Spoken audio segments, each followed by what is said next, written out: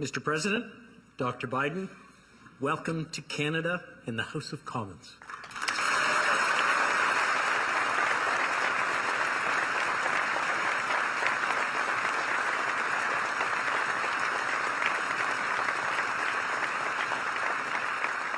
Monsieur le Premier Ministre, Prime Minister, Speaker Fury, ladies and gentlemen, party leaders, members of Parliament, Your Excellencies, guests, allow me to welcome you to this very special event. On behalf of my colleagues, we are honored by your visit. As we come together under one roof, we take a moment to celebrate the friendship and the shared values of our countries. We celebrate our people and the history of cooperation between Canada and the United States. A prime example of this cooperation can be seen in my hometown, North Bay, in the riding of Nipissing-Temiskaming, where Canadian and American military personnel work side by side at NORAD to ensure our safety by patrolling the skies of North America.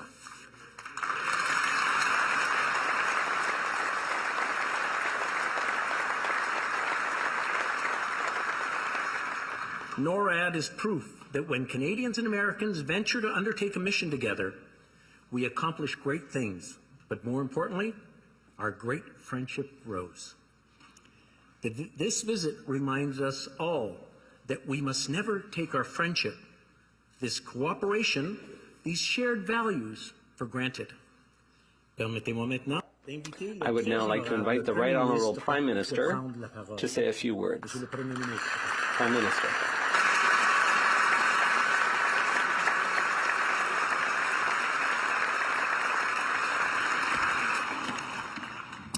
Thank you, Mr. Speaker. Today, we welcome to our Parliament the 46th President of the United States of America, President Joseph R. Biden, Jr. Mr. President, you are a true friend to Canada, and that matters more than ever in this consequential moment. Make no mistake, these are serious times. When the consequences of a warming planet are intersecting with the aftermath of a global pandemic, when an unjustifiable war in Europe has shocked the conscience of the world and exposed the vulnerability of energy markets and supply chains, when families are facing the pressures of inflation and struggling with affordability, when citizens around the world feel anxious about their future and their kids' futures. Mr. President, as it should be, our two nations stand united in this moment, finding solutions side by side. We will continue to work together to create jobs and to build economies and societies that are healthier and more sustainable. The economy, the environment, and security are interwoven, and that has never been more clear. It has never been more clear that everything is interwoven. Economic policy is climate policy, is security policy. People need us to think strategically and act with urgency, and that is exactly what brings us together today. Mr. President, throughout our history, Canada and the United States, as friends and allies, have faced many challenges together. Pandemics, recessions, wars. Here in this House in September 1939, members of Parliament debated going to war. A few years later, Canadian and American soldiers were fighting against fascism shoulder to shoulder. There are battlefields around the world where our soldiers lie in cemeteries, shoulder to shoulder. War has now returned to Europe. As you well know, Mr. President, Canada will continue to stand strong with Ukraine with whatever it takes.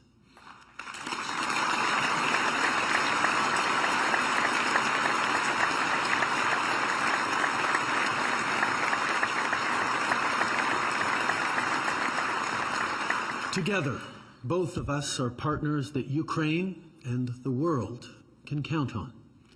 Since Putin launched his brutal invasion, like you, Canada has provided significant military support, in our case, artillery, ammunition, armor, and tanks.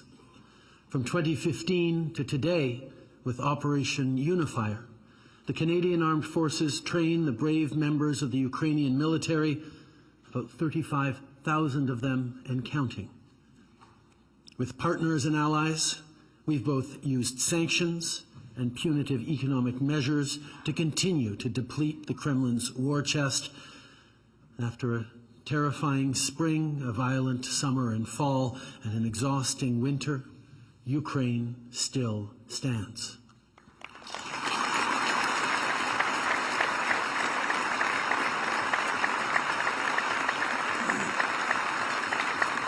Il y a un an, notre ami, le président 1 year ago, our friend President Zelensky addressed this chamber to thank us for having supported him from the beginning. Today, Mr. President, together, we reiterate that message for President Zelensky and all Ukrainians. We remain at your side. It is by defending democracy and the rules-based international order that we will ensure the safety and security of Canadians and Americans. Vladimir Putin has underestimated the resolve of Europe and NATO allies. He has underestimated the strength and the courage of Ukrainians and their will to defend their language, their culture, and their homeland. Mr. President, today I want to introduce you to Natalia, who I met just last week. Natalia arrived in Canada from Ukraine more than 10 years ago. Give us a wave, Natalia. Yes.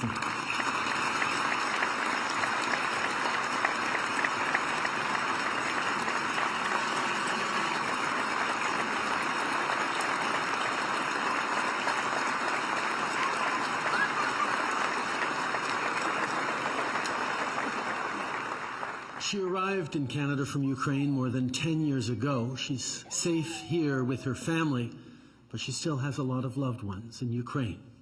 Every time she hangs up after speaking with a cousin or a friend, she feels a twinge in her heart, wondering if this conversation might be their last.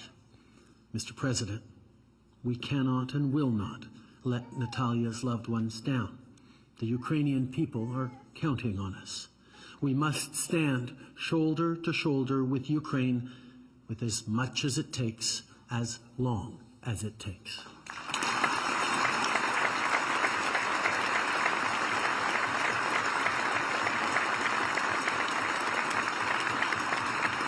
But I bring up Natalia now, not just because of what's happening over in Ukraine as we speak, but also because she's key to what we're building here today and tomorrow. Vous savez, j'ai rencontré You know, I met Natalia in Nova Scotia last week. She currently lives near Bridgewater, which is a small town of some 9,000 people. For over 50 years, the Michelin tire plant in Bridgewater has been one of the most high-performing facilities in the world. It is thanks to the strength of the workers there that Michelin has just announced major investments to modernize its facilities in order to respond to the growing demand for electric vehicles. Good, stable jobs like the ones at that plant truly count for Natalia and her family, and they also count for our large and small communities. When I was in Nova Scotia meeting with Natalia and others, I met third-generation tire workers at that Michelin plant.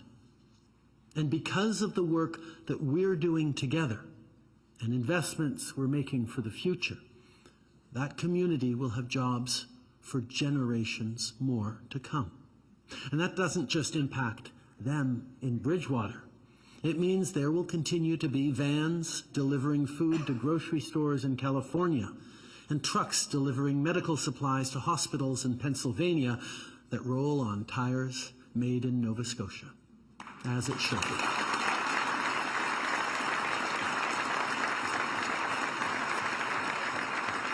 Mr. President, in 1987, Ronald Reagan addressed this House in a final big push towards the first Canada-US Free Trade Agreement.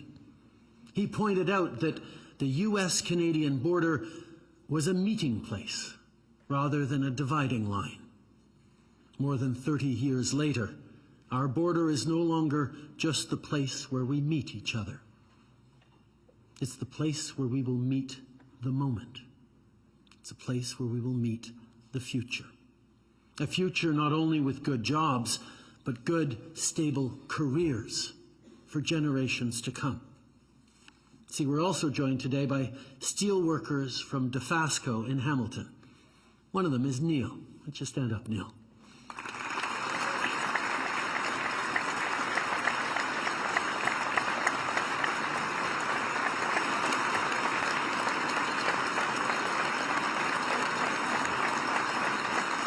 You see, Neil's mother worked at Dofasco in the 70s. His father worked in the finishing steel area for 37 years. Now, with the investments we've made to help Dofasco phase out coal-fired steelmaking in favor of electric arc, Neil's kids and grandkids and great-grandkids will be able to choose careers making the clean steel the world needs to build EVs, buildings, and bridges. Clean steel will be the backbone for manufacturing in the future, and workers like Neil, from generations past to generations future, will continue to be at the heart of the economy we're building for the middle class.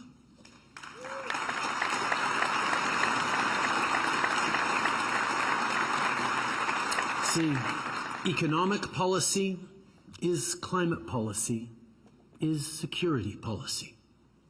With growing competition, including from an increasingly assertive China, there's no doubt why it matters that we turn to each other now to build up a North American market on everything from semiconductors to solar panel batteries. Mr. President, with the Inflation Reduction Act, you're creating the jobs of today and tomorrow for the middle class in America. And this also means more clients for Canadian critical minerals processors, for our clean energy innovators, for our integrated auto workers, for our farmers, growers and producers, and so many others. It's an example of how we can make progress at home and as partners. Pour soutenir les To support good jobs in the economy of the future, Canada has one of the greenest electrical grids in the world. Some 83% of our electricity is already carbon neutral, and we are on target to achieve 100% clean energy by 2035. To do so, we are working with local communities, including projects led by Indigenous communities across the country, whether it be for solar panels or wind turbines. And all of our clean electricity exports go to the United States. Worldwide, we must all accelerate our transition to renewable energy. This week, the UN Intergovernmental Panel on Climate Change published a new report showing that our planet will achieve a critical threshold in terms of climate change over the coming decade. That means more heat waves, more drought, more floods, and more endangered species. When I think of the families I met on the Atlantic coast last fall who saw their houses being torn to pieces by Hurricane Fiona. When I think of the people of Lytton, BC, whose town burned because of a wildfire during a record-breaking heat wave. I know that responsible leadership means doing more to fight climate change, more to protect families. Climate policy is economic policy, is security policy. As leaders, our people's security is our top priority. Not only do we have to keep up the good work, we have to do more and faster. And I know you agree, Mr. President. I remember our discussion in 2016 on climate change when you were here in Canada as Vice President. You met with the premiers of the provinces and territories, as well as with Indigenous leaders. That same day, at the First Ministers' meeting, our government adopted the Pan-Canadian Framework on Clean Growth and Climate Change, which essentially puts a nationwide price on pollution. I'm pleased to be your host again today, knowing that environmental protection remains one of your top priorities.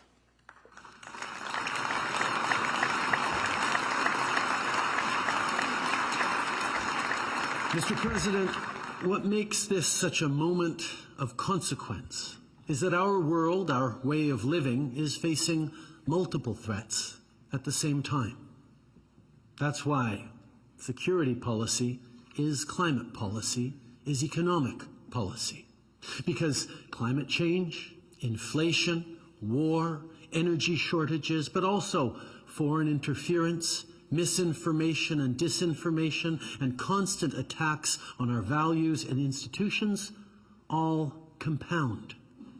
Democracies like ours, just like democracies around the world, didn't happen by accident and won't continue without effort. On doit être là, l'un pour l'autre. We have to stick together. We have to continue to face down authoritarian threats, both at home and abroad. We have to continue to defend what is right. This is not the time to compromise on our values. This is not a moment to compromise on our values. This is a moment to double down on them. We must continue to show resilience, perseverance, and strength. Resilience, perseverance, and strength. These are words that perfectly describe two men who are here with us today, Michael Kovrig and Michael Spavor.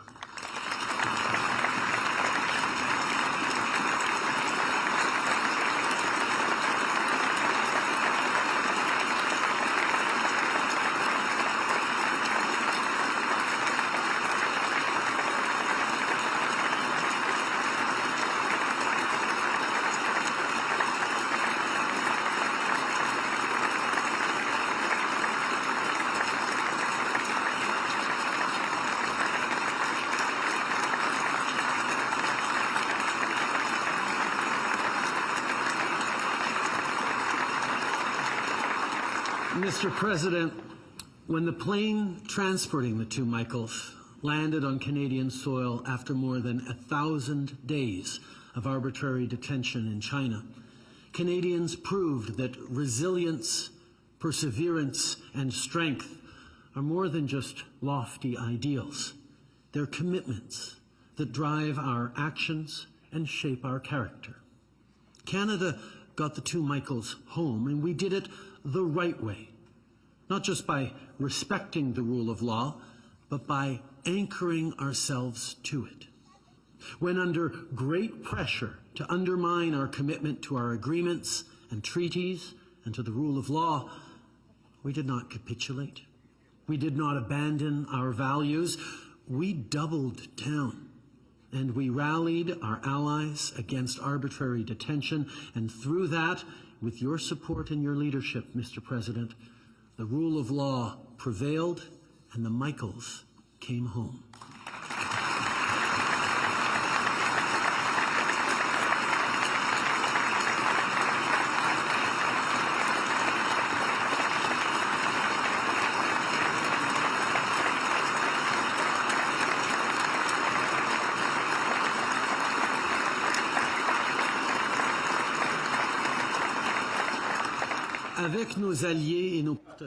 Together with our allies and partners, Canadians and Americans have to remain a source of inspiration to the rest of the world. But above all, we have to keep up the good work. Every day, we have to do what needs to be done to build a better future for people like Neil and Natalia, their kids and grandkids. And we will meet this moment. Mr. President, in your most recent powerful State of the Union, you encouraged the American people to stay optimistic, hopeful, and forward-looking. Well, this is a vision that Canadians share too. So let's keep working hard, and together, let's continue to build a better future for our people. Welcome to Canada, my friend. Ladies and gentlemen, the President of the United States of America, Joe Biden.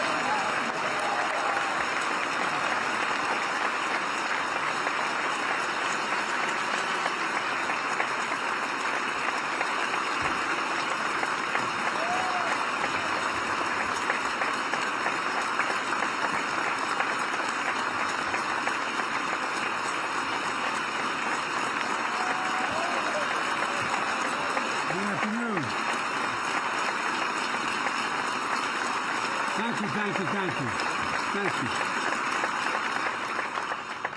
Good afternoon. Bonjour, Canada.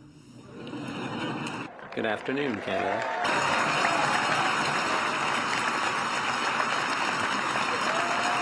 I must tell you,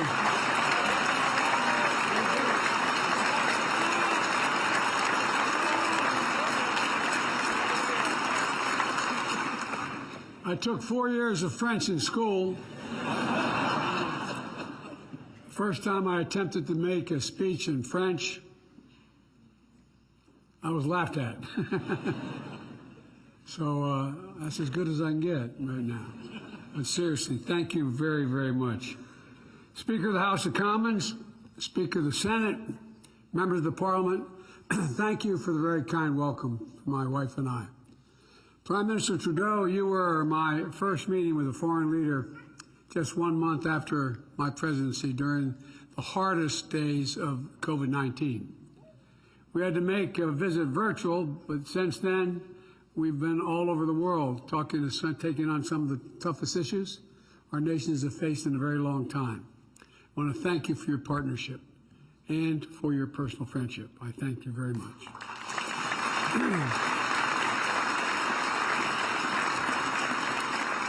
Jill and I are grateful for the hospitality you and Sophie have shown us. Ladies and gentlemen, I'm honored to have the opportunity to uphold a tradition carried out by so many of my predecessors in addressing the hallowed halls of the Canadian democracy, although this is a different hall. You've done a hell of a job here. This is really beautiful. It's really very beautiful. This is a custom that speaks to the closeness of our relationship. Americans and Canadians are two people, two countries, in my view, sharing one heart. It's a personal connection.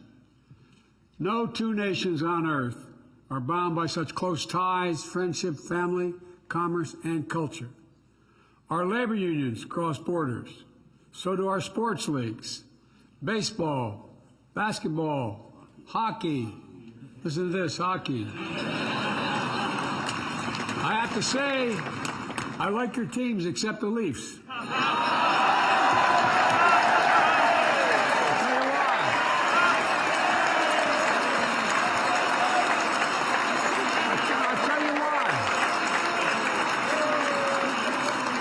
I'll tell you why.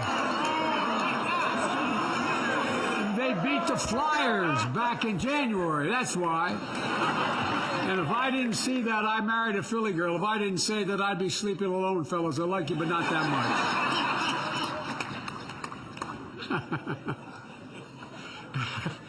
much. It can be easy to take a partnership between Canada and the United States as a given. But when you stop and think about it, it's really a wonder. 5,552-mile-long border, more than 8,800 kilometers, defined by peaceful commerce, trading relationships that measure more than $2.5 billion a day. Every day, hundreds of thousands of people cross the borders going in north and south to work or just to visit, knowing they'll find a warm welcome on the other side of the border. Americans love Canadians, and that's not hyperbole.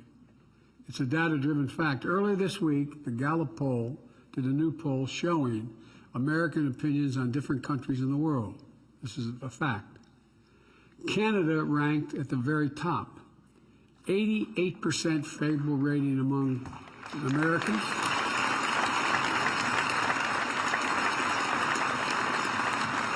Up from 87 the year before. I take credit for that 1 point. I suspect every politician in this room would do a hell of a lot to get those kind of numbers. But there's a reason for it.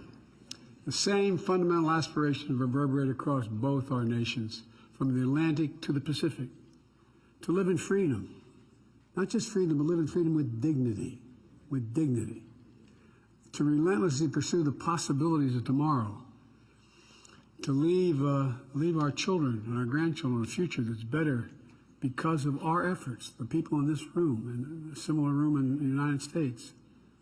President Kennedy said, and when he spoke here in 1961, and I quote, he said, "Ours is the unity of equal and independent nations, co-tenants of the same continent, heirs of the same legacy, and fully sovereign associates in the same historic endeavor, to preserve freedom for ourselves and for all who wish it, for all who wish it." For more than a century of that historic endeavor, Canada and the United States have had each other's backs. In war and in peace, we have been the stronghold of liberty, safeguard for the fundamental freedoms that give us our lives, literally give our lives meaning.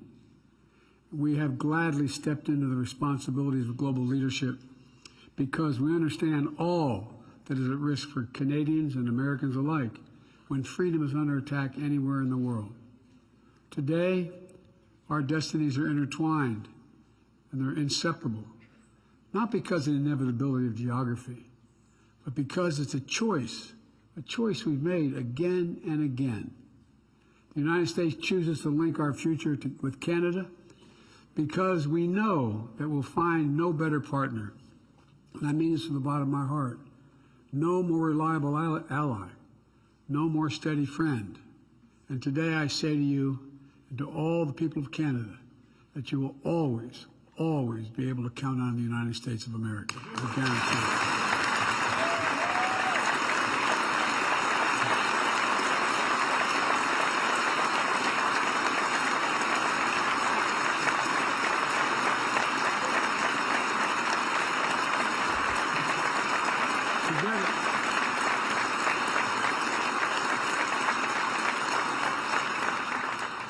Together, we have built a partnership that is an incredible advantage to both our nations.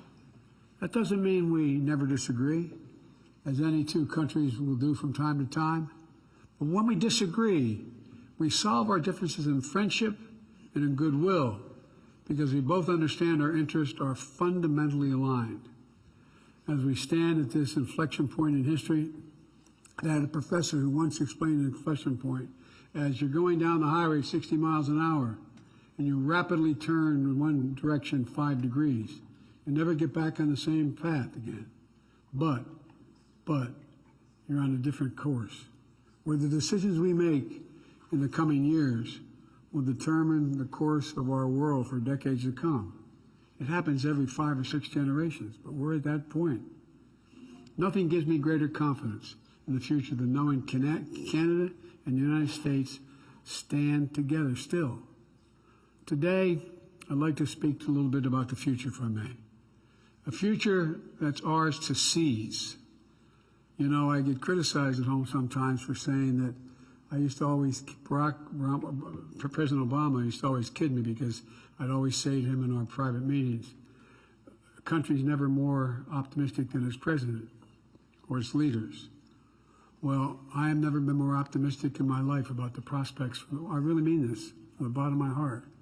We are so well positioned. The future built around our shared responsibilities, prosperity, security, shared values. First, it's a future built on shared prosperity, where Canada and the United States continue to anchor the most competitive, prosperous and resilient economic region in the world. That's a fact. That's just a fact.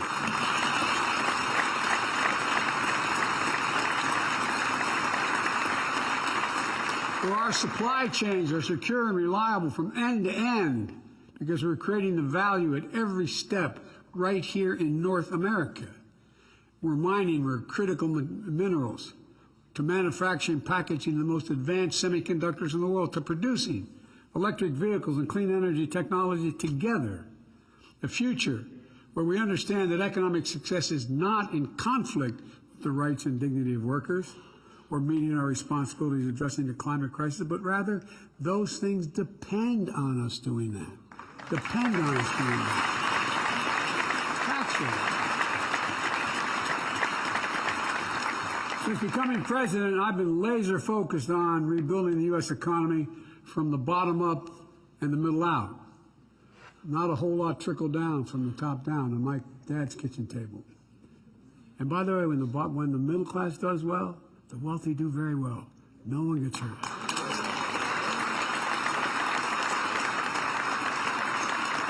The United States made historic, and to the chagrin of some of our critics in the press, bipartisan investments in infrastructure, innovation, that are already bringing together and delivering concrete benefits to the American people.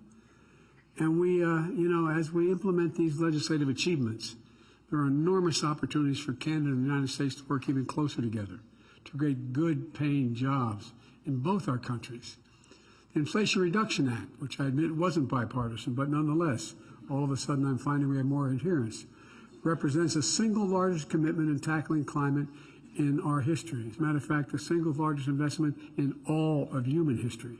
And it's going to spur clean energy investments all over the world. And explicitly includes tax credits for electric vehicles assembled in Canada, recognizing there's a simple reason.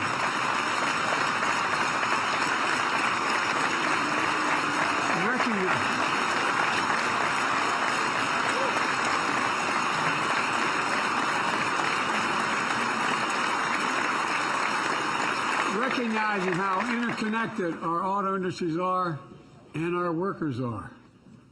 I am the most pro-union president America's ever had. And I speak to a hell of a lot of Canadian union members. Look, this is a model for future cooperation, with both our nations investing at home to increase the strength of our industrial basis, making sure the products manufactured in North America are not only manufactured, but they're the best in the world. You know, we're going to amplify our shared commitment to climate action while growing our economies. If I could just stop for just a second and say, you know, when I announced for president, I was always known as one of those kind of green Democrats, and Republicans used to be the same in my place. Well, guess what? I didn't announce my environmental plan. And I was getting beat up. Why is Biden all of a sudden changing? Well, the reason is I brought all the unions together. I brought them into the White House, not a joke, because they all said we're going to lose our jobs. And I pointed out, guess what? Every single solitary initiative required to deal with the environment creates union jobs, creates thousands of jobs, thousands of jobs.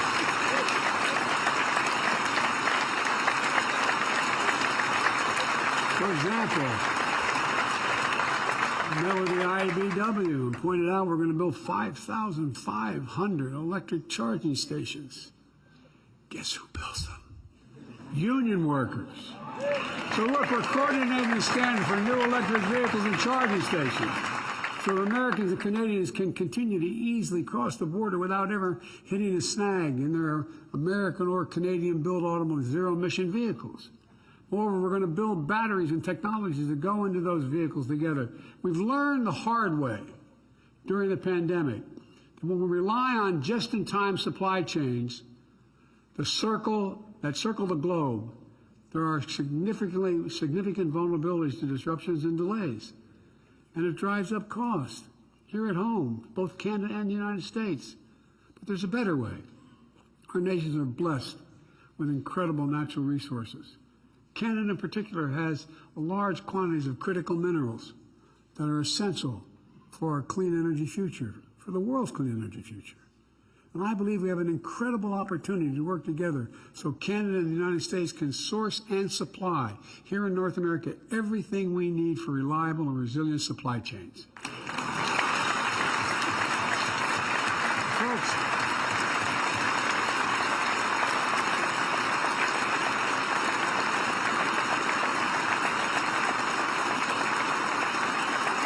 Folks, don't make our critical mineral supply chains the envy of the world. The United States is making funding available under the Defense Production Act to incentivize American and Canadian companies to responsibly mine and process critical minerals needed for electric vehicles and stationary storage batteries. We're also building integrated supply chains for our semiconductors, a critical computer chip that I might note was invented in America, and then we lost control of it. We not only control it, we lost producing them. And the power of so much of our daily lives. The IBM plant in Bromont, Quebec, is the largest semiconductor packaging and testing facility in North America. Chips made in Vermont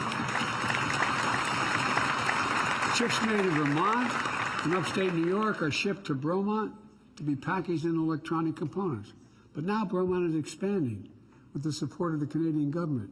And there's going to be a lot more work to do. Thanks to the Bipartisan Chips and Science Act I signed into law last year, companies are breaking ground for new semiconductor plants across the United States, representing billions of dollars in new investments in American high-tech manufacturing. $12 billion from Taiwan Semiconductor Manufacturing Company in Arizona. $20 billion in counting for Intel in Ohio. $100 billion in New York, the single largest investment of its kind ever in the world. And chips began to roll off these new production lines in America. A lot of them are going to be coming to Canada to be packaged. And that's a lot of jobs, good paying jobs. And today I'm also making available through the Defense Production Act $50 million to incentivize more U.S. and Canadian companies to invest in packaging semiconductors and printed circuit boards. Look, that brings me to a second pillar of our future. Because of our shared prosperity is deeply connected to our shared security. In the past years have proven that Canada and the United States are not insulated from the challenges that impact the rest of the world. The world needs Canada and the United States working together with our partners around the world to rally strong and effective global action. Nowhere is that more obvious than in our united response to Russia's brutal aggression against Ukraine. We've stood together to defend sovereignty, to defend democracy, to defend freedom for ourselves and all who wish it. As I told President Zelensky, who I visited with in Kyiv last month, people all over the world are with the brave people of Ukraine. And you have to ask us, aren't you amazed of the personal bravery they're showing? It's incredible. It's incredible. Folks, I know there's a large Ukrainian diaspora here in Canada, not just the lovely lady we were all introduced to a moment ago, who feel the same way. Canada and the United States, together with a coalition of 50 nations we've jointly worked to put together, are making sure that Ukraine can defend itself. We're supplying air defense systems, artillery systems, ammunition, armored vehicles, tanks, and so much more. Tens of billions of dollars so far. Together with our G7 partners, we're imposing significant costs on Russia as well, denying Russia critical inputs to its war machine. We're independently holding Russia accountable for the war crimes and crimes against humanity that Russia is committing and continues to commit as I speak today. And Canada and America alike have opened their arms to Ukrainian refugees. Our people know well the high price of freedom. Our peace tower, your peace tower, stands testament to the sacrifices of more than 60,000 brave Canadians who perished in World War I, forever making this nation a champion of liberty. In the words of a Canadian poet, Lieutenant Colonel John McCree, still called to us from Flanders Field, echoing their charge through the ages. And I quote it, "To you from failing To you from failing hands, we throw the torch to you to hold it high. So today, let's once more affirm that we're going to keep that torch of liberty burning brightly and support the Ukrainian people. We'll not waver.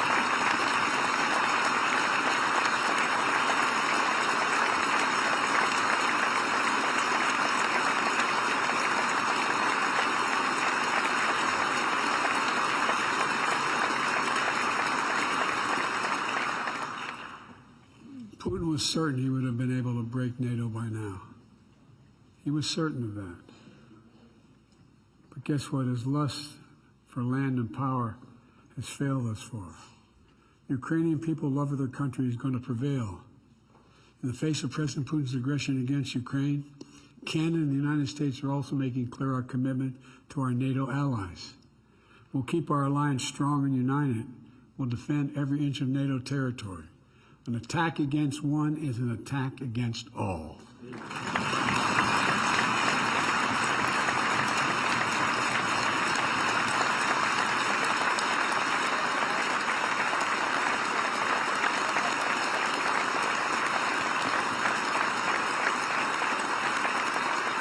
And as we look forward to the 75th anniversary of NATO next year, Canada and the United States share a responsibility and a commitment to make sure NATO can deter any threat, defend against any aggression from anyone.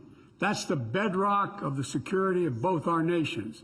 Canada and the United States are not only partners in transatlantic security, we are Pacific nations as well. Earlier this month, we held our first U.S.-Canadian Indo-Pacific dialogue to deepen our cooperation in the vital region to promote an Indo-Pacific that is free and open, prosperous and secure. We're also an Arctic nation.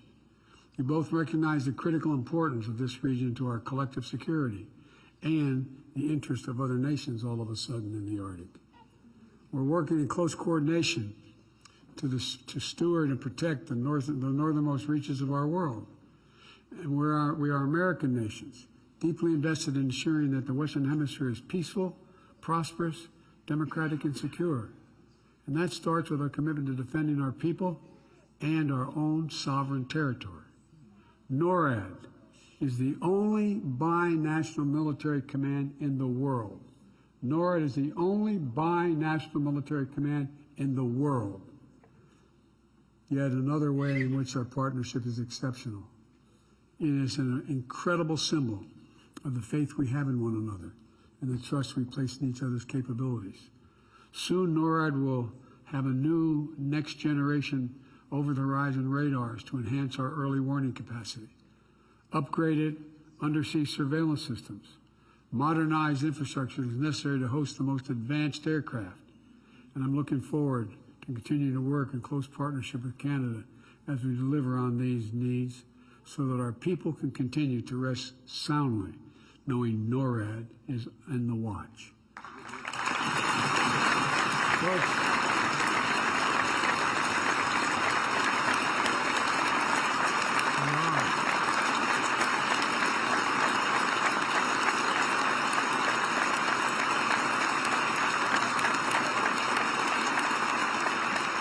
we're also coordinating closely to take on the human security challenge without the region.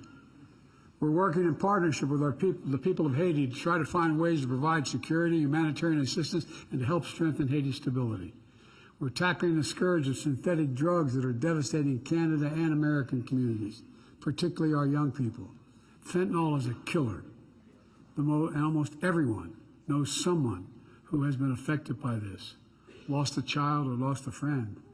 Canada and the United States are working closely with our partner Mexico to attack this problem at every stage, from the precursor chemicals shipped from overseas, to the powders, to the pills, to the traffickers, moving into all of our countries.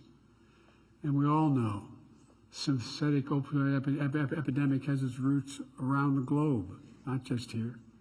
So today we're announcing a commitment to build a new global coalition of like-minded countries led by Canada and the United States to tackle this crisis. This is about public health. This is about public health.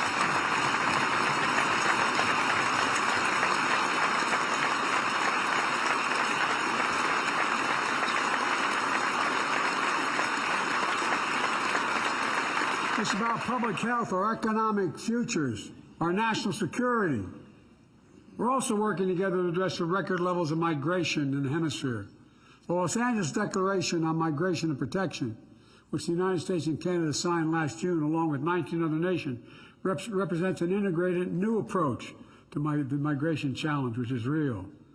One that unites humane policies that both secure borders and support people.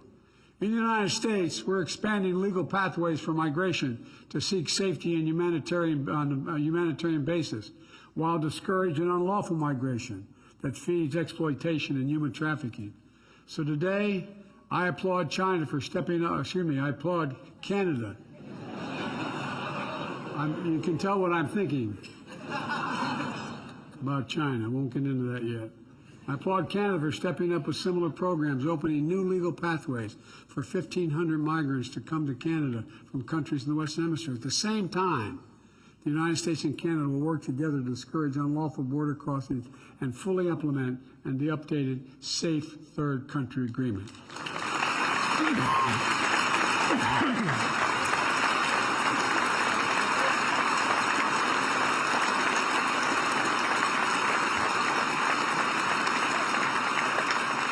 Finally, as we advance our shared prosperity and security, we must never lose sight of our shared values, because our values literally the linchpin holding everything else together.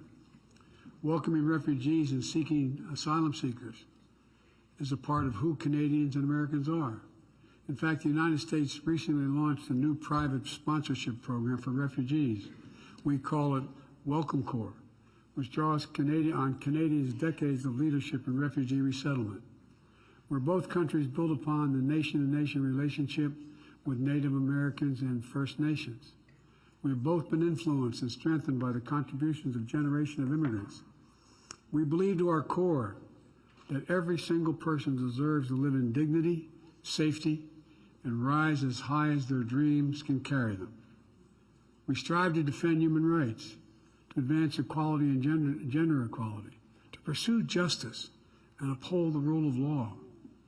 I want to note the outstanding work Canada has done to build a coalition of nearly 70 countries endorsing the Declaration Against Arbitrary Detention and State-to-State Relations.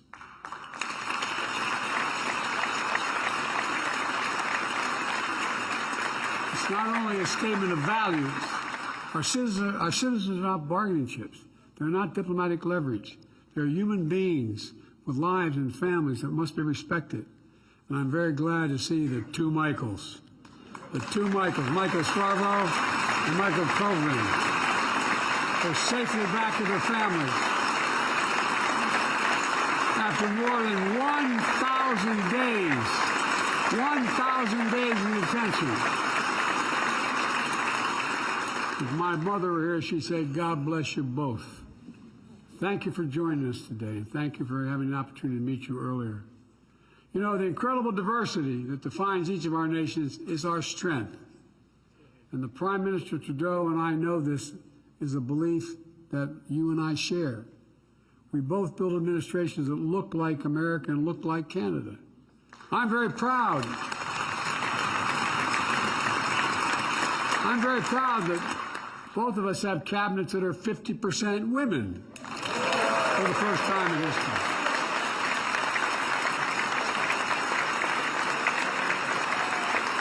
Even if you don't agree, guys, I'd stand up.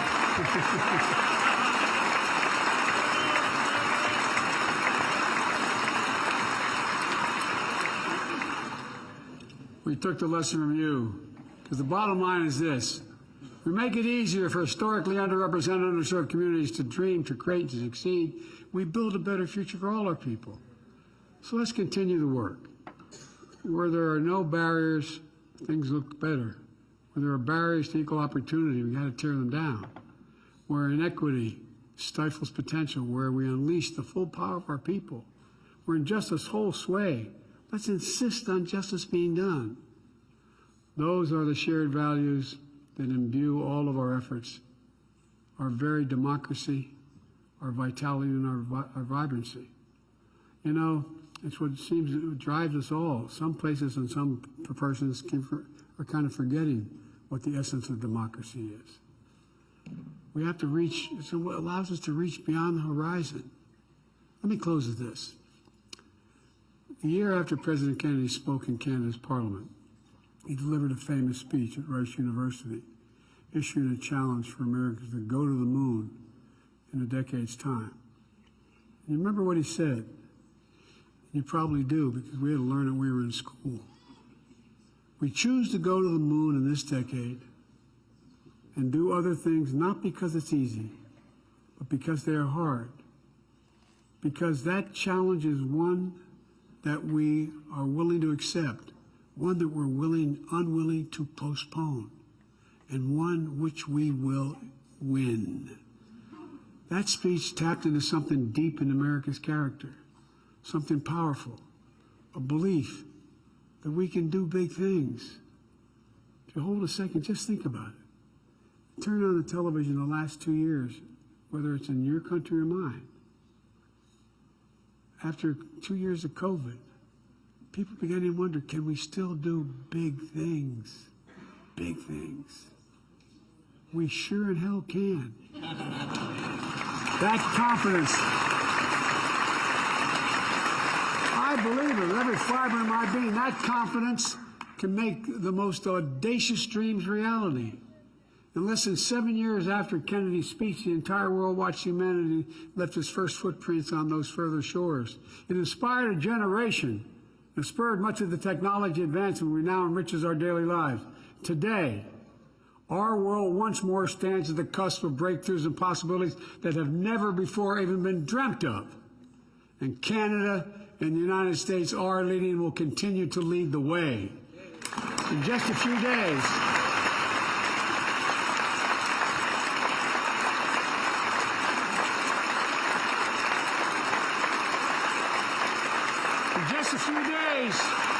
NASA is going to announce an international team of astronauts who will crew the Artemis II mission, the first human voyage to the moon since Apollo mission ended more than 50 years ago.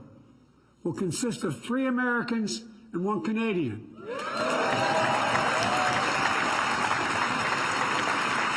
We choose to return to the moon together. Together we'll return to the moon. And from there, we look forward to Mars and to the limitless possibilities that lie beyond. And here on Earth, our children who watch that flight are going to learn the names of those new pioneers. They'll be the ones who carry us into the future we hope to build. The Artemis generation. Ladies and gentlemen, we're living in an age of possibilities. Xi Jinping asked me in the Tibetan Plateau, could I define America? And I could have said the same thing if he asked about Canada. I said, yes, one word. And I mean it, one word, possibilities. Nothing is beyond our capacities. We can do anything. We have to never forget. We must never doubt our capacity. Canada and the United States can do big things. We stand together, do them together, rise together. We're going to write the future together, I promise you. God bless you all, and may God protect our troops. Thank you, thank you, thank you.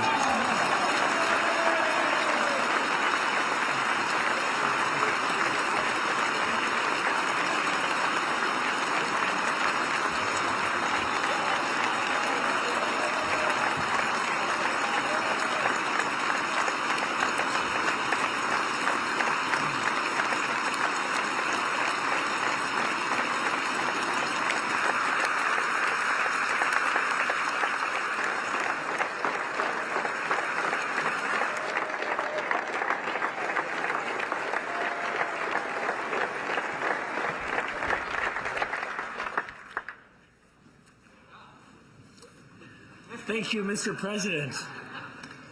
Now I invite the Honourable George Fury, Speaker of the Senate, to say a few words.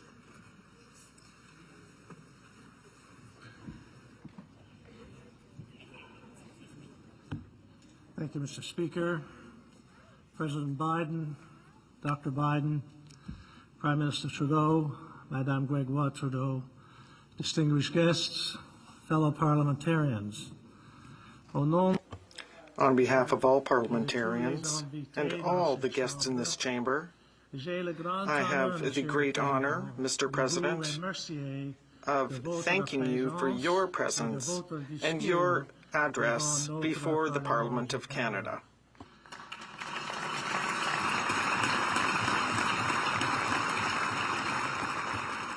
It is an honor to have you with us here in our Parliament. On behalf of all parliamentarians, and indeed on behalf of all Canadians, I would like to express our gratitude for the very powerful words you have shared with us here today. I say, Mr. President, with no small measure of confidence that your words have touched Canadians everywhere. Your message of hope, unity, and partnership is one that reflects the shared values and ideals that unite us. In May of 1961, when former President Kennedy spoke to our joint session of Parliament, he said that geography made us neighbors, but history made us friends. Your visit today, Mr. President, continues this very strong testament to the firm bond between our two countries, and it is a cherished reminder of our deep friendship. With the return of war in Europe, with the rising global assault on the very foundations of democracy, and with increased threats to the rules-based international order, we find ourselves living in a time of great strife, a time when the world looks to great leaders such as yourself, Mr. President, to restore calm, to strengthen the principles of democracy that unite us, and to ensure that the world is a better place for our children and our children's children. And I know I speak on behalf of all of us when I say that your call for renewed collaboration and cooperation on global security, on climate change, and on economic recovery will not go unheeded. Your lifetime, Mr. President, of dedication to public service, performed with a profound sense of duty as Senator, as Vice President, and now as President, is an inspiration for all of us who strive every day to reflect with honesty and pride the diverse views of those who we represent. Today, more than ever, Mr. President, we must shine a light on the darkness of conflict, chaos, and despair. We must all, despite our differing views and despite our diverging ideologies, come together for the betterment of our people. I believe you expressed it best, Mr. President, when you wrote in your book, Promises to Keep, that if you do politics the right way, you can actually make people's lives better. To make people's lives better, Mr. President, is indeed a path that we must all follow in public life. And it is right and fitting that we take this journey together as Canada and the United States of America. For the great task before all of us is to make this world a more peaceful and a more prosperous place for everyone. Merci beaucoup, Monsieur le Président. Thank you, Mr. President. Thank you, Mr. President.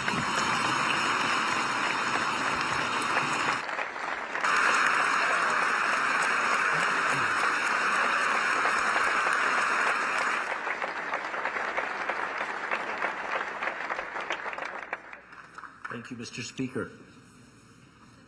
Mr. President, Dr. Biden, whether from the Oval Office, the Senate chamber, or from inside the classroom, you have given yourselves to public service, to bringing people together for common good, to lifting others up in shared sense of purpose. It has been said, Mr. President, that empathy is your biggest superpower. And what a superpower that is. Cela vous a permis d'aider les gens. You've used your superpower to help people set common goals and set aside their differences. You embody the words of one of your illustrious predecessors, the former President, Jimmy Carter, who said, "What is needed now, more than ever, is leadership that steers us away from fear and fosters great confidence in the inherent goodness and ingenuity of humanity." Permettez-moi de prendre Allow me to take a moment to say that our thoughts and prayers are with President Carter and his family at this difficult time.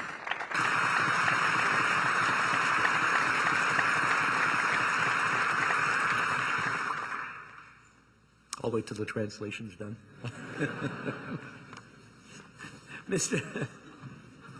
Mr. President, Dr. Biden, you have both shown to the world that devotion to family and country are not mutually exclusive. The events of your lives, some heartbreakingly tragic, stand testament to how a life of dedication to family nourishes and strengthens us so that we may better serve others. Indeed, Mr. President, you have shown through example and deed the transformative power of leadership from the heart. For this, we thank you very much. Merci d'être ici aujourd'hui. Thank you for being here today.